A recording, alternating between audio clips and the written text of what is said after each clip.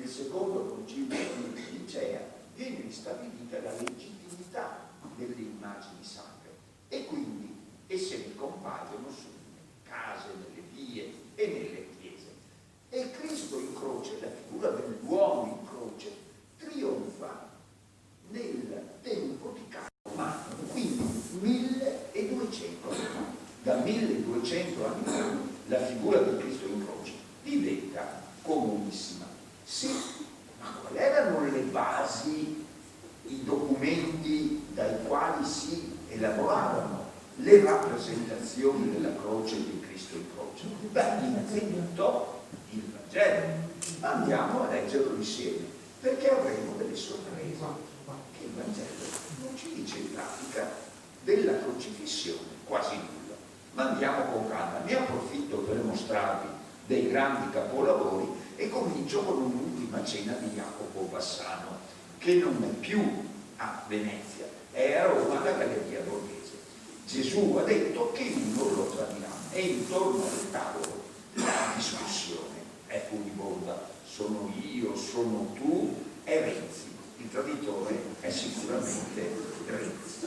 Vedete che c'è questo personaggio alla sinistra di Gesù e al quale è Giuda, e osservate che discute anche lui, perché con ipocrisia chiederà: ma sono forse io maestro, sono forse io il traditore? Vedete che discute con la mano destra, ma nella sinistra tiene il sacchetto con i denari del tradimento. Ecco, queste osservazioni sono importanti, perché il denaro del tradimento Giuda lo tiene qua mano del diavolo, con la mano fatta.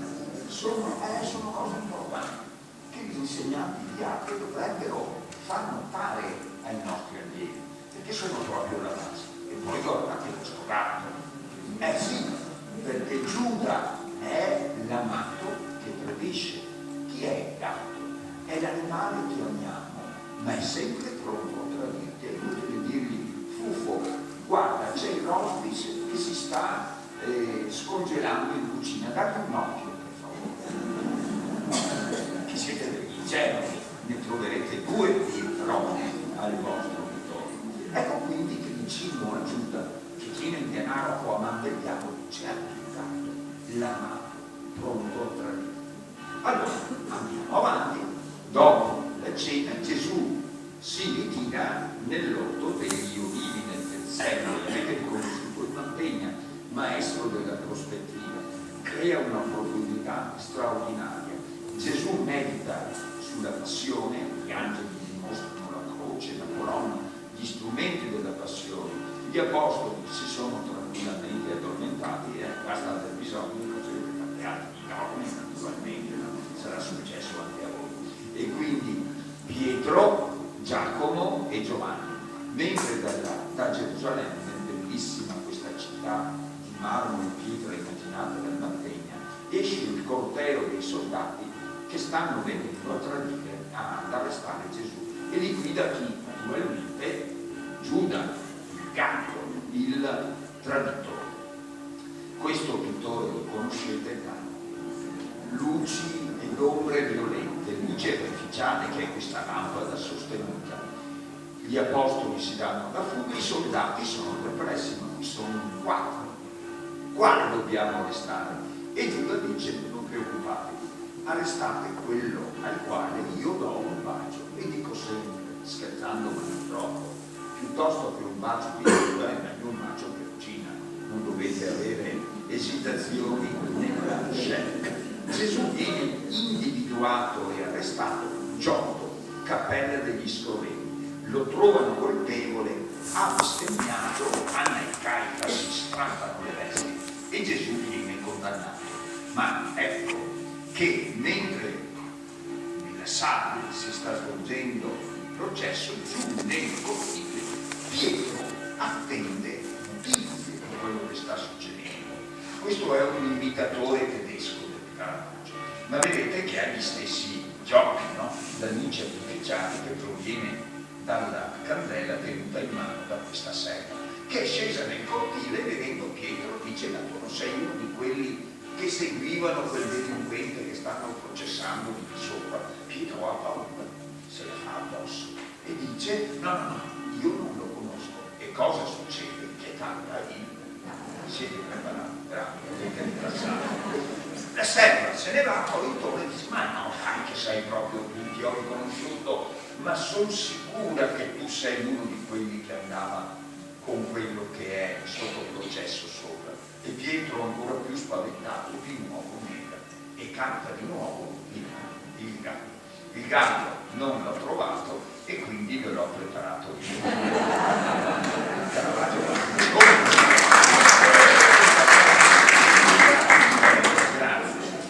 Come prosegue? Che lo portano davanti al governatore romano, a Pilato. È un tintoretto, scuola di San Rocco, bellissima, la figura del Cristo avvolto nel drappo bianco e intorno a lui, nell'ombra minacciosa, la folla che lo vuole morto. Perché Pilato ha chiesto: chi volete liberare, Barabba o Cristo? E la folla ha risposto: Barabba. Per cui Pilato, il più grande vigliacco della storia, si sta lavando le mani. Tintoretto crea questa figura illuminata di Cristo solitaria, circondata dalla minaccia dell'ombra, perché è vero, Gesù sta per cominciare un percorso di dolore e nel dolore siamo soli, c'è poco da fare, nel dolore siamo soli, ce lo dobbiamo ciucciare tutto da solo. Allora, la legge romana prescriveva la fucilazione per i condannati a morte, avete riconosciuto di nuovo Caravaggio, e adesso vi mostro un Tiziano splendido, tardo, quando Tiziano si avvia verso la pittura astratta e ubriaca le figure, i colori e dipinge a manate agitate, stanno mettendo sulla testa di Gesù la corona di spine. Un altro Caravaggio, Ecce o Gesù che è stato frustato, incoronato di spine, con uno scettro, una canna per deriderlo, ora viene presentato alla folla che lo vuole morto. Ecce o Pilato è un autoritratto del Caravaggio e viene appeso al collo di Gesù, come la legge voleva, il titulus, cioè un cartello, un pezzo di legno, lo si conserva a Roma, con il reato commesso, in modo che fosse chiaro a tutti il perché quell'uomo era stato condannato. E eccolo qua, era in 3 lingue, in modo che tutti lo potessero comprendere: in latino Gesù Nazareno, re dei Giudei, e poi nella lingua degli ebrei, e in greco Jesus o Nazaraios o Basileus ton Iudaio. Vuol dire sempre Gesù Nazareno, re dei Giudei.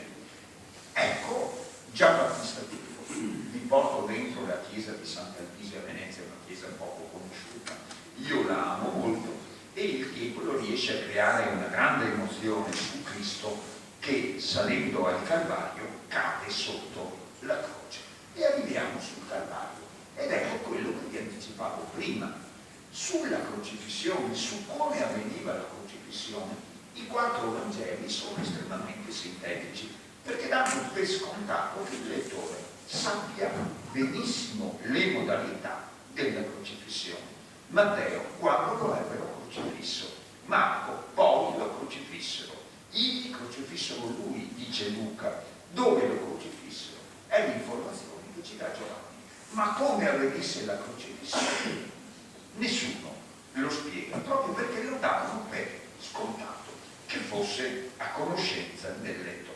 Noi guardiamo i quadri, ma scopriremo che sono tutti storicamente sbagliati, e vi porto davanti alla più famosa crocifissione, che è quella del Tintoretto nella scuola di San Rocco. Ecco Cristo che è ancora vivo, che si gira, noi lo vediamo a sinistra, ma è a destra il luogo dei salvati, verso il buon ladrone che lo sta guardando, mentre il cattivo ladrone gli gira le spalle, lo rifiuta. Un Tiziano, il buon ladrone, sapete che è il primo santo che entra in paradiso con Gesù. La leggenda dice che si chiama Bisma ed è San Bisma. I santi proteggono sempre qualcuno. San Bisma, ladro pentito, chi protegge? Fiori, dai, che logico, i ladri pentiti. E io aggiungo scherzando, l'assessore è andato via, ma lo posso dire. A Roma non lo venera nessuno. Allora, bisogna staccare i cadaveri dalle croci, perché si avvicina la Pasqua, il governatore non vuole vedere cadaveri appesi. Ecco un Simone Martini che ci mostra che viene aperto il costato di Cristo e vedendo che ne esce sangue e ne esce acqua, i soldati dicono: ah, questo è morto, e quindi non gli spezzano le gambe, perché la morte dei crocifissi, lo vedremo, era proprio questa: morire con i polmoni pieni d'acqua. Mentre spezzano le gambe per accelerarne la morte, ci torneremo sopra tra poco, ai due ladroni. A Cristo invece le gambe non vengono spezzate. Infine un altro splendido Caravaggio, in fretta e in furia trovano un sepolcro perché il governatore non vuole vedere i cadaveri appesi e Gesù viene sepolto. E allora avete visto che i Vangeli non ci dicono niente sulla crocifissione, perché davano per scontato che i lettori la conoscessero bene. Ma nel Medioevo non era più così. Sapete perché? Perché a partire da Costantino e poi anche i suoi successori, in memoria, per rispetto a Cristo che era stato crocifisso, le crocifissioni, la pena della croce, venne abolita. Per cui durante i secoli del Medioevo e successivi si dimenticò totalmente come i romani praticassero la crocifissione, e da questo derivano un sacco di errori della nostra iconografia. E allora le fonti dove le cerchiamo? Perché sono uno storico, ho bisogno delle fonti. Vi porto al mercato degli schiavi. Vedete che il venditore sta facendo una pausa a pranzo, vende bambini, vende donne, vende uomini. Gli schiavi erano le macchine del passato, non avevano nessun diritto. Il peggior reato che si potesse immaginare nella cultura antica era quello dello schiavo che si ribellava al proprio padrone. E infatti la pena della croce era proprio per gli schiavi che si ribellavano e poi per i peggiori delinquenti. Cicerone ci dice che era il supplizio più crudele e terribile. I romani l'avevano imparata dai cartaginesi 2 secoli prima di Cristo, e attenzione, la praticavano a partire del 70 a.C. anche gli ebrei, nei casi dei delitti più gravi, quelli commessi contro lo Stato. Cristo si era autoproclamato re e quindi era un attentato contro lo Stato. Per questo viene condannato alla pena della croce. Ma la croce cos'è? Stiamo parlando della verità storica. La croce è il legno, è il palo conficcato per terra e robusto, capace di sostenere il peso del condannato. Questo palo è staulos in greco, o stipes in latino, ed era sempre pronto all'uso, sempre conficcato a terra. Il padrone lo teneva sempre lì pronto, in modo che servisse da monito agli schiavi che non rivenisse qualche idea di ribellione. E il braccio trasversale, quello ci poteva essere e anche non essere. Poteva avere 2 nomi. Furca, che era, una volta non c'erano i supermercati, e il materiale, la manodopera non costava niente, quella degli schiavi era gratis, ma era il materiale a costare, per cui si utilizzava il materiale che si aveva là, non c'erano supermercati aperti anche il giorno di Natale. La forca che cos'era? Era questo asse anteriore del carro chiamato plastro. All'occorrenza lo si utilizzava come braccio trasversale. Siccome si chiamava furca, avete capito da dove viene fuori il nostro termine, è stato condannato alla forca. Oppure casa poteva prendere il patibulum. Che cos'era? Il latino arcaico era la sbarra che chiudeva la porta di casa. Il padrone, cioè era la sbarra che si era la porta di casa, e il vinciolea lo schiavo di pelle, una volta che il supplizio era terminato, il che era una lavata, la riciclava e la tornava a mettere su. Come si chiamava? Patibulum. Ecco da dove viene fuori la nostra parola. Patibulum era la sbarra che chiudeva la domus o la villa, la porta di casa. Allora, poi vedete che il palo era sempre il fronte piazzato a terra e il patibulum oppure furca veniva montato. Non dovete immaginare che il palo verticale stavosse in questo fosse alto, era molto basso. Quindi questo poi composizione con il patibulum era facile. Come avveniva? Lo schiavo di pelle veniva innanzitutto denudato. È logico, se vuoi umiliare un uomo lo metti nudo davanti agli altri vestiti, già gli togli la dignità.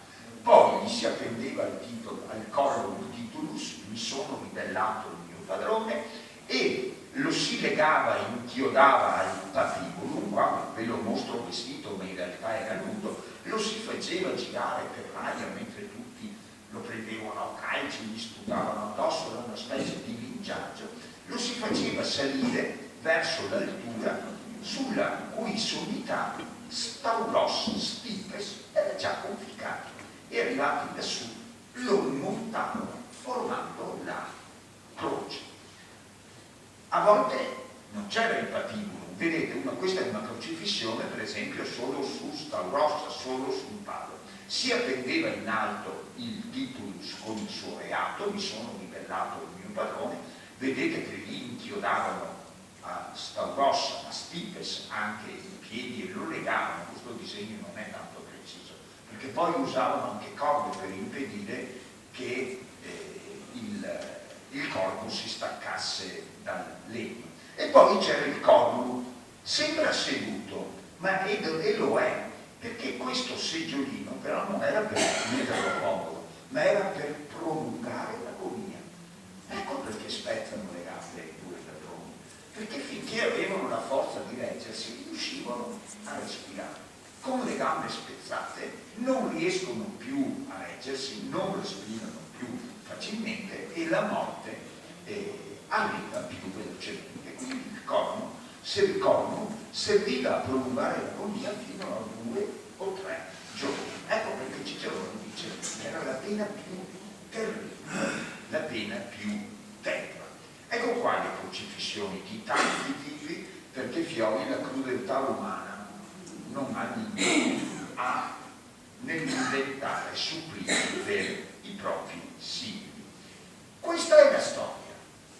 E allora le nostre rappresentazioni di Cristo, la fede non c'entra, intendiamoci bene, c'entra la veridicità storica delle nostre rappresentazioni. Insisto, la fede non c'entra. Ci sono errori clamorosi, perché noi non sappiamo più, non si sapeva più come i romani facessero le crocifissioni.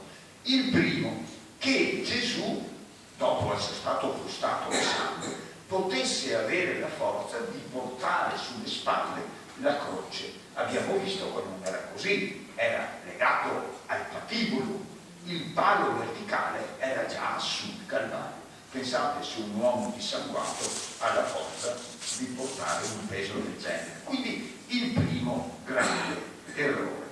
Dopo vi mostro un bustolone bellissimo conservato in Belluno, è uno dei crocifissi che amo di più, anche perché qua Cristo ci mostra il 2 e il 3, i miei allievi sanno quanto sono importanti questi simboli del 2 e del 3. Vi mostro questo bellissimo Cristo policromo del Bustolone, storicamente sbagliato, perché Cristo sulla croce era nudo, sicuramente era nudo, proprio perché si voleva umiliare il condannato. Un altro errore, questo è un Foppa, un pittore del Rinascimento lombardo, che Cristo fosse stato crocifisso su una croce latina, mentre i due ladroni crocifisso su croci a tavo. Questa è un'invenzione del nostro Rinascimento. tutti e tre sono stati crocifissi nello stesso identico modo, sullo stesso identico tipo di croce.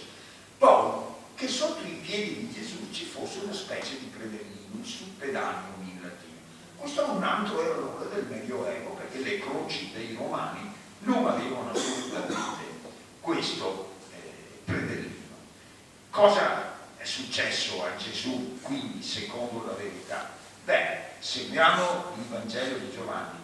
Gesù è stato messo nudo, anche se qua ve l'ho messo vestito, è stato legato ed inchiodato al patibolo, è salito tra lo schermo generale fino al Calvario, dove vi era il palo verticale, anche col sedile. Siamo sicuri che era una croce latina perché Giovanni ci dice che il titulus, cioè il cartello di legno che aveva appeso al collo, viene appeso in alto sopra la testa del condannato. Ecco perché Agostino dice che è una croce di tipo latino. Dimostra un grande capolavoro che è stato riscoperto, è a grandezza naturale, anzi più che naturale, che è stato riscoperto a Santa Maria dei Servi, una chiesa bellissima di Padova. Lo avevano completamente ridipinto, tutto a bronzo rovinato, pulito, restaurato. Si è scoperto sotto quel bronzo orribile un grande capolavoro di Donatello, e la verità dell'uomo sulla croce viene sottolineata anche proprio dalla nudità di questo uomo che soffre e muore sulla croce. Se andate ai Servi di Padova, entrate, perché è un grande capolavoro. Ma tutte queste cose che noi vediamo intorno ai crocifissi, per leggere i crocifissi, da dove saltano fuori allora? Sapete che il Medioevo ha prodotto leggende, a partire dai Vangeli apocrifi, in quantità striate. Leggende, che per loro comunque erano, per la mentalità del Medioevo, erano verità. Tantissime leggende, che poi sono confluite in una specie di sintesi in un libro che i miei plurimpetenti conoscono benissimo. La leggenda aurea. Vi porto ad Arezzo, conoscete la città di Arezzo? Bellissima. E vi porto nella chiesa di San Francesco, dentro a un capolavoro affreschi di Piero della Francesca, che ci racconta proprio la leggenda della croce, traendola dalle leggende medievali. Ecco la prima lunetta, riusciamo a leggerla anche se ha parecchie lacune. Adamo è diventato vecchio, guarda che vecchio che eccolo qua, sta male, guardate Eva, due tette penzoloni, guardate il realismo di Piero della Francesca, guardate che un grande creativo, non esisteva la chirurgia estetica, e Eva è un piccolone, vera figlio, non c'è altro da fare. Allora, Adamo sta male e dice al figlio Set, torna nel paradiso terrestre, eccolo qua giù, vai dall'arcangelo Michele che fa la guardia e chiedegli una medicina per me, che non voglio più sentire il dolore, il dolore è una brutta compagnia, veramente una brutta bestia. Set parte, ma quando torna è troppo tardi. Riuscite a vedere che Adamo è già morto. Cosa gli aveva dato l'arcangelo? Un seme, il seme dell'albero della conoscenza. Ma Set torna, Adamo è morto, e cosa fa? Forse riuscite a capire che mette il seme nella bocca di Adamo, e dalla bocca di Adamo nasce un albero meraviglioso, è l'albero della conoscenza, ed è un albero perfetto e gigantesco. Cosa succede? Passano tanti millenni e re Salomone sta costruendo il Tempio. I falegnami, i marangoni, vedono questo bellissimo albero, dicono, guarda, e il Serente ne va un venon per far su il Tempio. Ma questo albero, dovete sapere, così bello e perfetto, in realtà non andava bene da nessuna parte. O era troppo grande, o era troppo piccolo. Alla fine i marangoni si stufano che fine cosa di sto legno, non ne serve proprio a niente, non ha le misure giuste, e ne fanno un ponte su un fiume. Sapete che la regina di Saba intraprende un lungo viaggio per rendere omaggio a re Salomone. E a un certo momento arriva a questo ponte fatto con il legno dell'albero della conoscenza e lì la regina ha una visione che su quel legno un re verrà crocifisso e si inginocchia ad adorarlo. Arrivata alla corte di Salomone si inchina e racconta quello che ha visto e la profezia che ha sentito dentro di sé. E Salomone, sentendo che su quel legno un re verrà ucciso, gli fa subito i corni e gli spara via, non sia lì o un discendente. Buttate via immediatamente quel ponte, quel legno che viene sepolto. Eccolo qua, che viene accuratamente sepolto a grande profondità. Sopra però gli costruiscono la piscina provatica, che era la piscina nella quale gli ebrei lavavano le pecore che poi offrivano in sacrificio al Signore. E seguono sotto. Passano i secoli e Gesù viene condannato alla croce. I maraboni stanno andando in cerca di legno perché i supermercati erano chiusi, stavano andando in cerca di legno per crocifiggere Gesù. E questo legno che era rimasto per secoli sotto la piscina emerge sull'acqua. E i maraboni dicono: ma guarda che bel legno! È proprio quello che ne va vengano altri per far su la croce e fabbricano la croce di Gesù. Gesù viene crocifisso sull'albero della conoscenza, nato dalla bocca di Adamo. Poi ve ne racconterò altre. Passano 3 secoli, i cristiani venivano perseguitati, eccetera, eccetera. Ecco una tenda. L'imperatore Costantino deve scontrarsi con il suo rivale Massenzio, perché tutti noi, i Disea, siamo i vice primi ministri. Ma l'avete capita?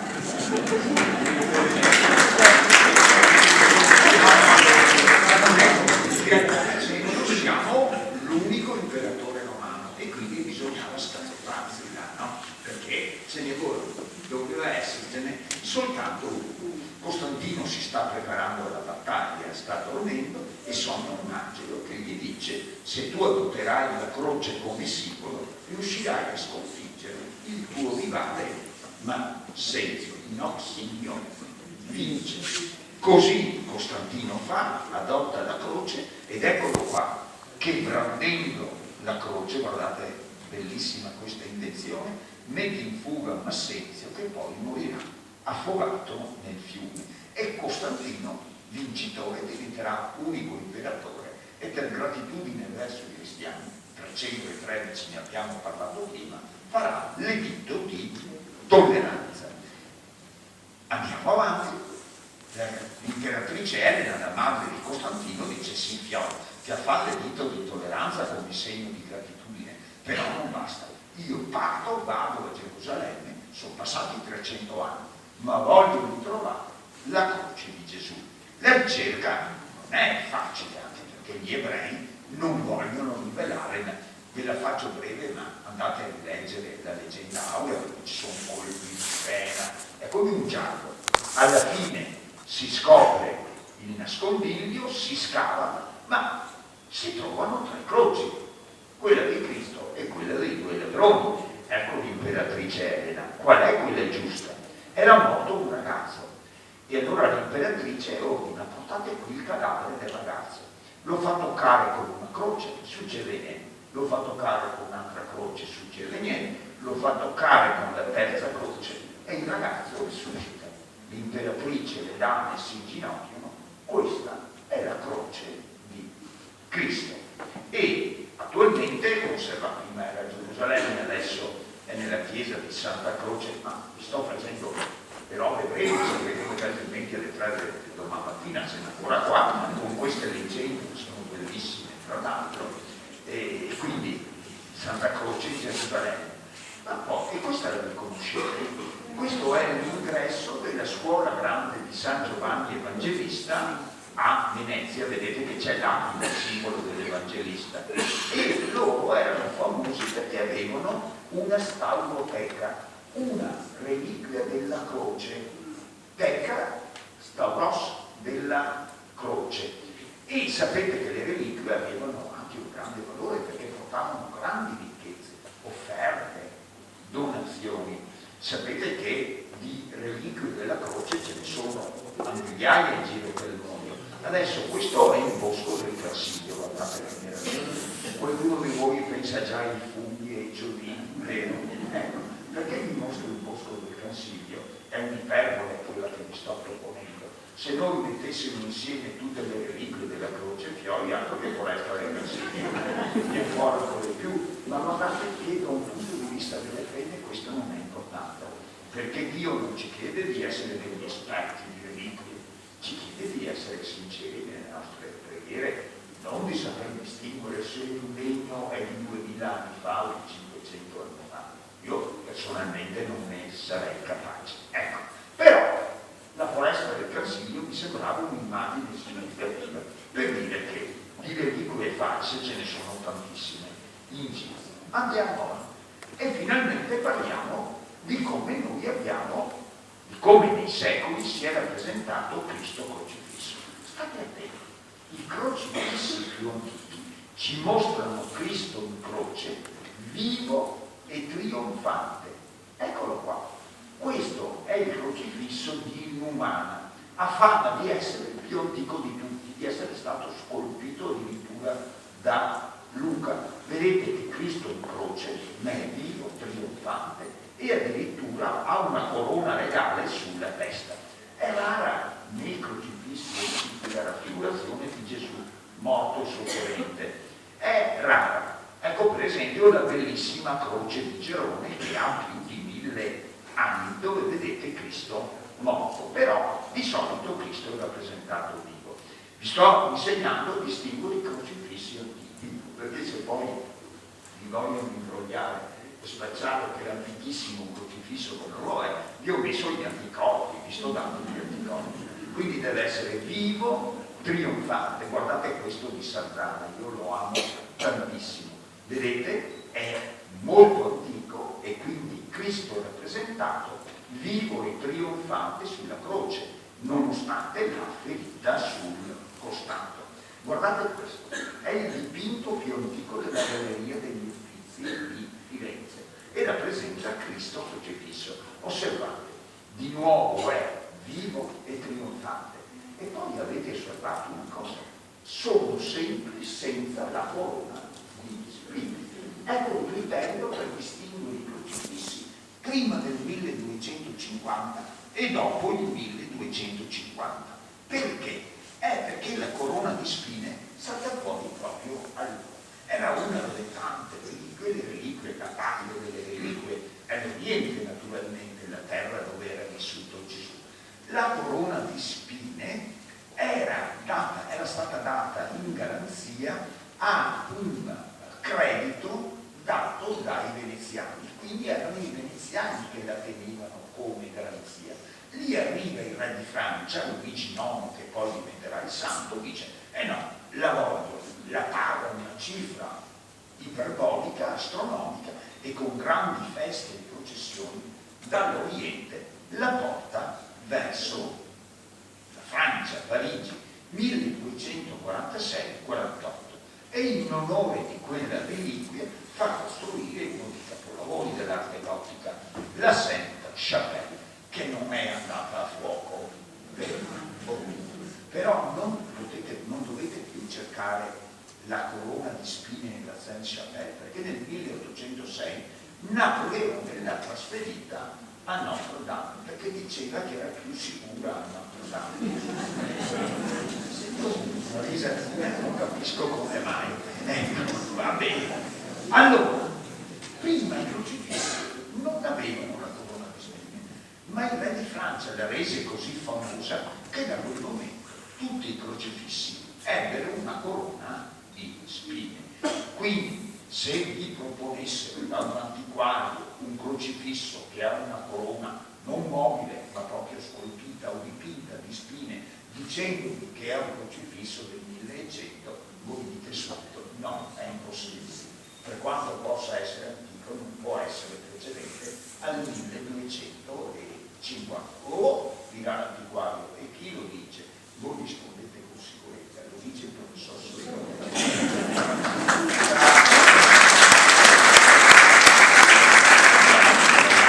Allora, poi vi mostro un altro crocifisso famosissimo, questo è quello di San Damiano, che ha parlato a San Francesco, secondo la leggenda.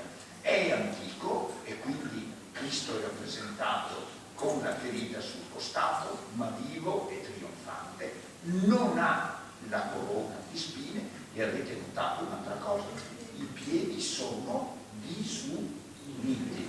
Questo comporta un problema con altre reliquie, i chiodi, perché allora i sacri chiodi sono 4, sono 3, ma vi dico che ne gira una trentina a proposito di reliquie false. Allora, diventano 3 con il nostro Rinascimento, perché i nostri artisti cominciano a rappresentare Cristo con i piedi sovrapposti e quindi i chiodi diventano 3, un unico chiodo che trafigge ambedue i piedi. E il simbolo che vedete su quasi tutte le porticine dei nostri tabernacoli non sono 3 chiodini del Cansiglio, ma sono 3 chiodi, i 3 chiodi della crocifissione di Gesù. Non vi ho messo l'immagine, ma osservate le porticine dei tabernacoli, spesso vedete queste 3 robe, sono i 3 chiodi, ma bisogna ipotizzare che Gesù allora avesse i piedi sovrapposti. Uno dei chiodi si dice sia conservato all'interno della corona ferrea, che è nel tesoro del Duomo di Monza, che era la corona dei re longobardi, rappresenta l'Italia.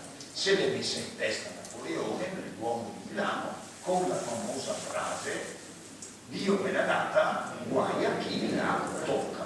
Poi, coronandosi re del Lombardo Veneto, se l'è messa in testa anche Cecco Beppe, il marito, ormai non sappiamo più chi sia Cecco Beppe, bisogna dire l'Ombre Assisi, allora si capisce. Questo l'avete riconosciuto, questa bella cassola da contadino. Questo è Vittorio Emanuele II, che invece non se l'è mai messa in testa, perché siccome l'aveva messa Cecco Beppe, Vittorio Emanuele II diceva che Dio usava di tedesco e quindi non si metteva la corona ferrea in testa. Andiamo avanti. Possiamo vedere crocifissi che sottolineano il sangue e l'acqua che escono dal costato, che simbolicamente rappresentano l'Eucaristia e l'acqua del battesimo, sempre secondo Sant'Agostino. Eccolo qua, con l'angelo che con un calice raccoglie il sangue e l'acqua, l'Eucaristia e il battesimo. Ecco ciò che evidenzia il flusso di sangue. In epoca barocca poi lo si è di molto accentuato. Ecco un'altra attenzione che dovete porre guardando un crocifisso. La ferita sul costato, che è prova che Cristo è morto perché ne esce sangue, ne escono sangue e acqua, voi la dovete vedere sempre sulla destra, sulla parte destra, quindi lo dovete vedere a sinistra. Come mai? Perché secondo la leggenda il colpo di lancia è stato sferrato da Longino. Torno su Simone Martini che vi ho mostrato prima. La leggenda dice anche che Longino era cieco. Vedete che un suo commilitone lo aiuta a tenere la lancia, perché lui è cieco. Il sangue e l'acqua usciti dal costato di Gesù lo colpiscono negli occhi e Longino gli acquista la vista, che è simbolico, cioè la capacità di distinguere il buio dalla luce, la falsità dalla verità, i falsi dei del vero Dio. Avete capito che Longino diventa un salvato e allora i salvati sono alla sinistra o alla destra di Gesù? Alla destra di Gesù. Quindi Longino ha sferrato, essendo un salvato, il colpo da destra e la ferita voi la dovete sempre vedere sulla parte destra del torace. Guardate che ho visto questa un attimo in cui il restauratore ha sbagliato a dipingere la ferita e l'ha messa dalla parte. È a Venezia, sì, l'hai dimenticato, noi sti grigi, perché è stata probabilmente un volontario a fare il restauro di questo crocifisso e l'hai chiamata più ed è un Cristo vivo. Ma lui ha detto, mamma mia, le manca la ferita. Aspetta, non si vede reso conto che è un Cristo vivo, quindi non può avere la ferita, aspetta che arrendi. Solo che l'ha invisurato, ha fatto sbagliato. E poi questo Cristo, quando ve l'ho visto, come che l'ha ridotto sto crocifisso? Vedevo non sapere la storia, se può veramente combinare guai grossi. Per fortuna che lo altri ne vedi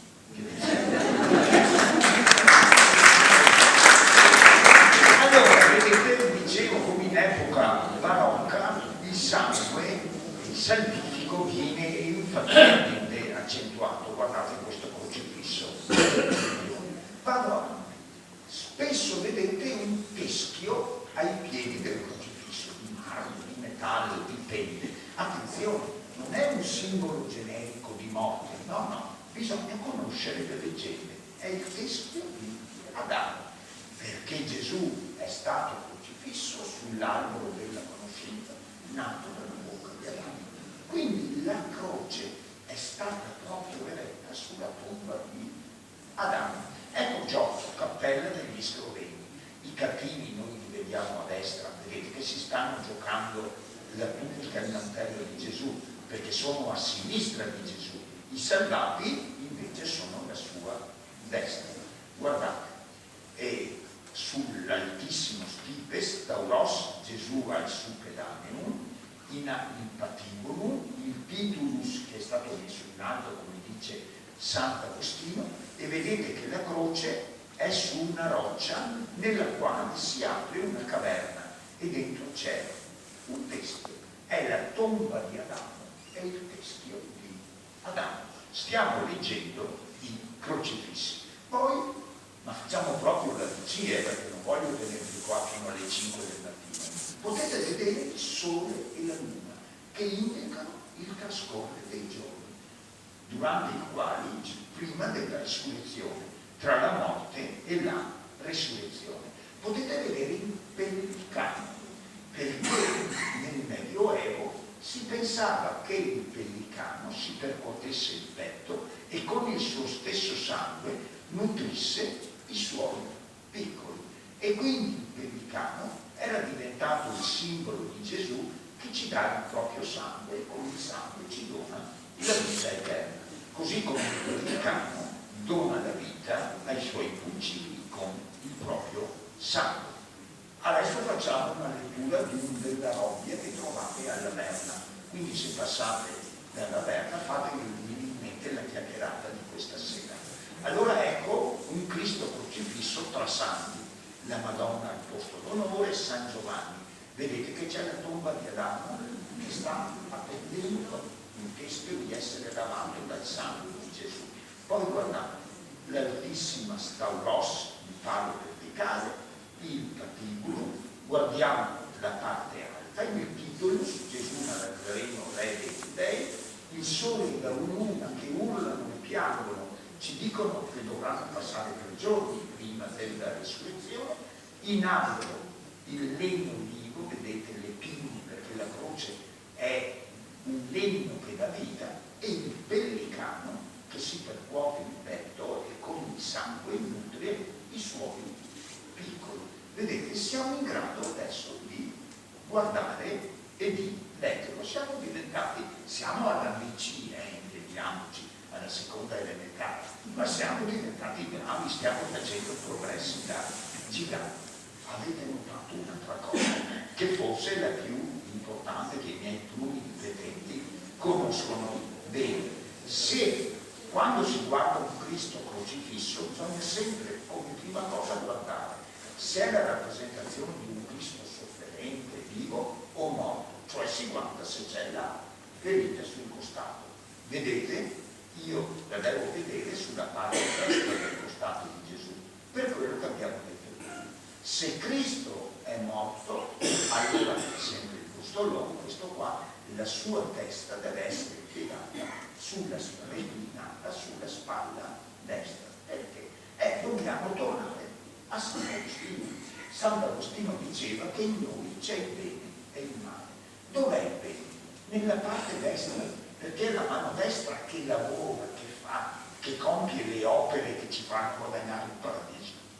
La mano sinistra è parassita, inutile, non fa nulla, è quella simbolicamente che ci porta all'inferno. Le suore all'asilo mi dicevano che sulla spalla sinistra ho il diavolo tentatore, non so se lo dicevano anche a un peggio, e sulla spalla destra ho l'angelo custode. Quindi Gesù, nel momento in cui dona anche le sue ultime gocce di sangue per noi, lui che è vero Dio e è vero uomo, non può che avere la testa piegata sulla parte buona. Guardate che è un concetto, questo di destra, il bene, che non c'entra con la politica. La distinzione destra-sinistra politica nasce dalla rivoluzione francese, non c'entra con Sant'Agostino. Questa distinzione è radicata nella nostra cultura. Racconto sempre un fatto che è infante. Santa Lucia di Piave, così sono un contadino, nata Santa Lucia di Piave, e seguivo il catechismo, ho 7 anni, con il Monsignore. Sono lì con i miei coetanei, eravamo in parecchi perché c'era il boom demografico, e 7 della mattina a sentire il catechismo, e non con la scuola Bruxelles, via, in mezzo ai campi e via.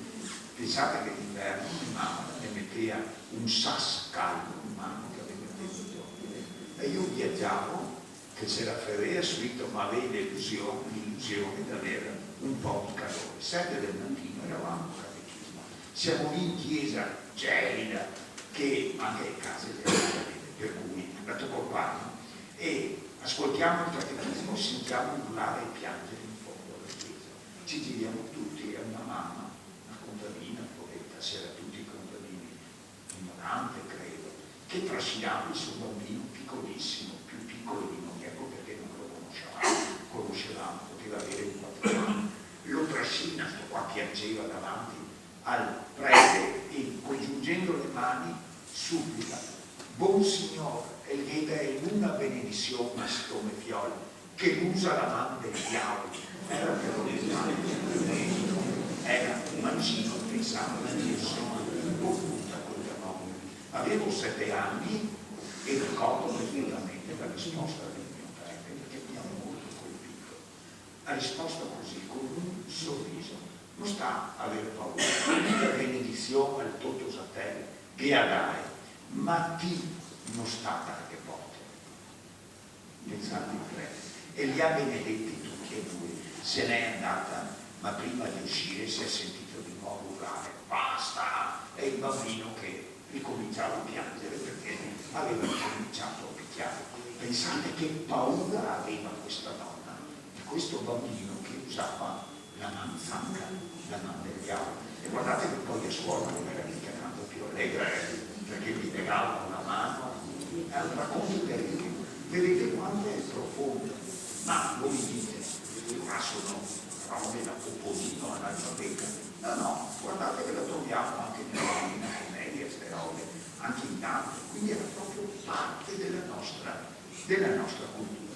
E partiva da Sant'Agostino. Allora, Gesù che dona il suo sangue per noi, lui che è vero Dio e vero uomo, non può che avere la testa piegata sulla spalla della nuca. E il piede, guardate, il piede non è una regola fissa, ma quasi sempre, ecco che il piede destro schiaccia il piede sinistro. Che cosa significa? Che le nostre rappresentazioni di Cristo morto nei crocifissi antichi, sto parlando di crocifissi antichi, intendo prima della rivoluzione francese, sono una simbolica rappresentazione del trionfo del bene che sconfigge il male. Ecco che cosa sono i nostri crocifissi. Posso rubarvi ancora 10 minuti?